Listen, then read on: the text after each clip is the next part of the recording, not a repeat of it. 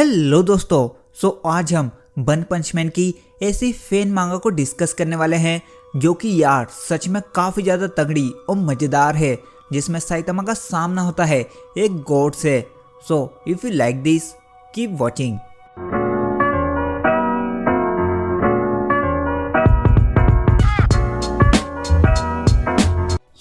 कहानी की स्टार्टिंग होती है मॉन्स्टर एसोसिएशन आर्क खत्म होने के ठीक बाद, जहां सब कुछ पहले की तरह नॉर्मल हो चुका है और अब एक भी मॉन्स्टर नहीं बचे, जिससे साइतामा फिर से अपनी पहले की नॉर्मल लाइफ में चला गया है।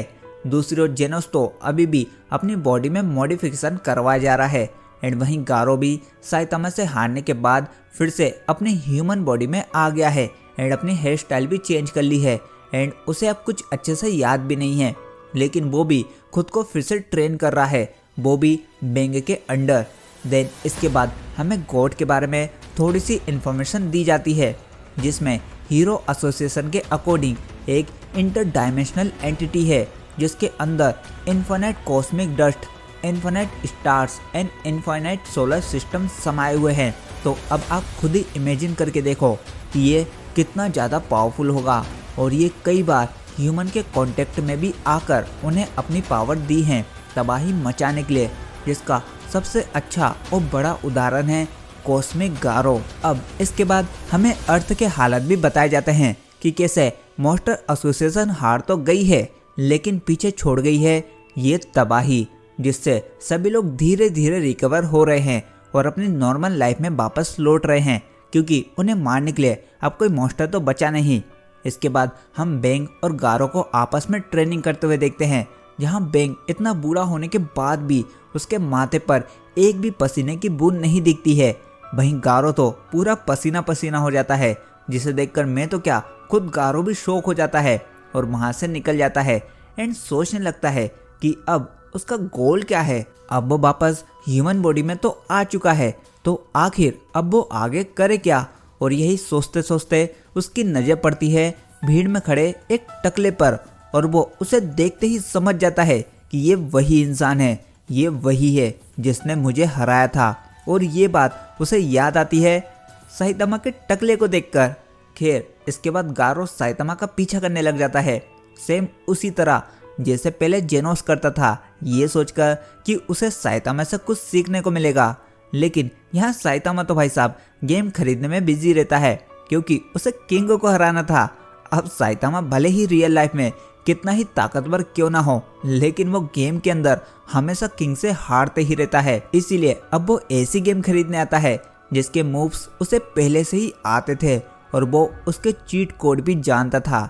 खैर अब अर्थ पर तो सब कुछ ठीक चल रहा था, लेकिन कहीं दूर, बहुत दूर मिल्की वे गैलेक्सी के किसी एक प्लेनेट पर, जिसका नाम था लीबा, और ये प्लेनेट लगभग खत्म होने के कगार पर था, क्योंकि यहाँ वही एंटिटी हमला कर चुकी थी जिसे गॉड कहा जाता है। एंड इस प्लेनेट के जो भी हीरो रहते हैं वो सब तो गॉड के सिर्फ हाथ हिलाने से ही मारे जाते हैं, सिवाय एक को छोड़कर, और वो रहती है ये चीतागल, जो कि गॉड को टक्कर देने की कोशिश तो बहुत करती है, लेकिन गॉड के एक ही झापड़ में बेहोश हो जाती है। वहीं अर्थ पर हम साइतामा को वही गेम खेलता हुआ देखते हैं, क्योंकि वो किंग से फाइट करने से पहले खुद को प्रिपेयर कर रहा होता है, लेकिन इस गेम में वो बॉट प्लेयर से भी हार जाता है। सच में ये बंदा गेम खेलने के लिए तो बना ही नहीं है। तभी उसके कमरे की डोरबेल बजती है और साइतामा को लगता है कि किंग आ गया है, लेकिन गेस व्हाट, दरवाजे पर रहता है गारो। जेनोस कहता है तुम यहाँ पर क्यों आए। गारो बोलता है कि मुझे तुमसे कोई मतलब नहीं है, मुझे तो बस साइतामा से मिलना है। और दोनों आपस में ही बहस करने लगते हैं, जिसे सुनकर खुद साइतामा ही वहां पर आ जाता है। जेनोस कहता है सेंसेई बस एक ऑर्डर दो, मैं इसे यहीं पर ही खत्म कर दूंगा। साइतामा हमेशा की तरह जेनोस को इग्नोर करके गारो से कहता है तुम तो बेंग के स्टूडेंट हो ना, तो यहाँ पर क्या कर रहे हो। गारो बड़ा सीरियस होकर बोलता है कि मुझे अपना गोल फिर से बनाने के लिए पहले तुम्हें हराना होगा, तो चलो रेडी हो जाओ राउंड 2 के लिए। साइतामा कहता है नो। गारो कहता है क्या तुम मजाक कर रहे हो, दिक्कत क्या है तुम्हें। जिस पर साइतामा कहता है बिजी। ये सुनकर गारो अपने कराटे दिखाने लगता है कि तभी जेनोस को कुछ अजीब सी एनर्जी महसूस होती है, जिससे दोनों उस एनर्जी की तरफ जाते हैं। वहीं गारो की बात भी पूरी नहीं हुई थी तो वो भी पीछे पीछे आ जाता है और तीनों को वहाँ पर मिलती है वही चीता गर्ल, जो कि गोड से लड़ते हुए समझ गई थी कि ये उसकी बस की बात नहीं है और स्पेस स्टोन की मदद से सीधा अर्थ पर टेलीपोर्ट हो जाती है। गारो को तो अब किसी भी मॉन्स्टर को देखकर बहुत ही गुस्सा आता है और वो उसे मारने के लिए आगे बढ़ता है, पर साइतामा उसे रोकते हुए कहता है कि नहीं, ये किसी भी तरह से खतरनाक नहीं लग रही। चीता गर्ल यहाँ पर सभी को बताती है कि चिंता मत करो, मैं यहाँ पर किसी को नुकसान पहुँचाने नहीं आई हूँ।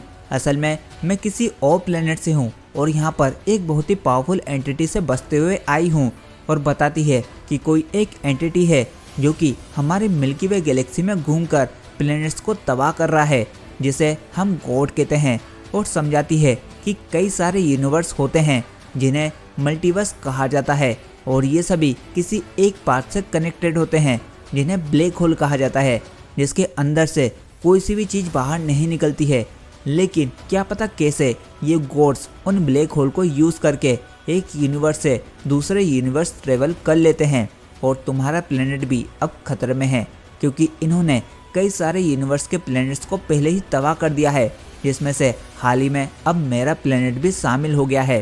साइतामा सब सुन कहता है कि जो भी तुमने कहा और जो भी तुमने समझाया वो सब तो मेरे सर के ऊपर से गया, पर इतना समझ में आ गया है कि जिस बंदे की तुम बात कर रही हो वो थोड़ा खतरनाक है। चीता गर्ल यहाँ पर यह बताती है कि वो प्लेनेट को तबाह करता तो है, लेकिन अगर उसे किसी प्लेनेट पर स्ट्रॉन्ग अपोनेंट मिला जिसका दिमाग थोड़ा वीक है तो वो उसे अपना गुलाम बनाकर उसे अपनी थोड़ी सी पावर देकर उसी से अपना सारा काम करवाने लगता है। तभी अचानक से आसमान में बहुत तेज रोशनी चमकती है और फिलहाल में अभी यहाँ पर रात थी, लेकिन ऐसा लग रहा था कि सूरज रात को ही उग गया है।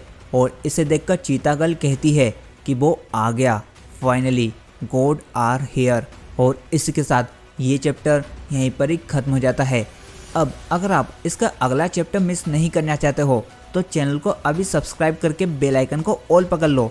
एंड अगर आपको ये वीडियो पसंद आई होगी तो प्लीज़ वीडियो को लाइक करने के साथ साथ अपने दोस्तों को भी जरूर शेयर कर देना, क्योंकि ये मांगा बहुत ही अमेजिंग होने वाली है। सो जल्दी मिलता हूँ, तब तक के लिए goodbye and take care.